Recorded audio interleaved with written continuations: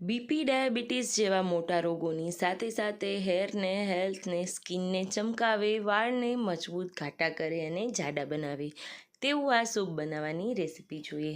જેના માટે જાડા દરવાળા 4થી 5 સરગવાની શીંગો લીધેલી છે, જેને ધોઈ ઝીણા ટુકડા કરી અને કુકરમાં ઉમેરી દઈશું.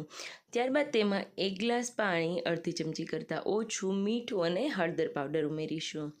આ શીંગને આપણે ટુકડાઓમાં કટ કરેલી છે, એટલે બફાતા માત્ર 15 મિનિટ જ લાગશે. બફાઈ જાય એટલે આવી રીતના સ્મેશર વડે સરસથી સ્મેશ કરી લેવું. ત્યારબાદ કોઈ એક આવી રીતની ખમણી લઈ અથવા તો જારો લઈ અને તેને ચાળી લેવું. હાથથી વધારે પ્રેસ કરવું, જેથી કરીને બધો પલ્પ નીકળી જાય અને છોતા સાઈડમાં રહી જાય.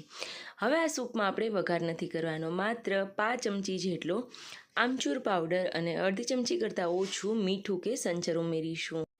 કોથમીર છાંટી અને ગરમા ગરમ સર્વ કરીશું.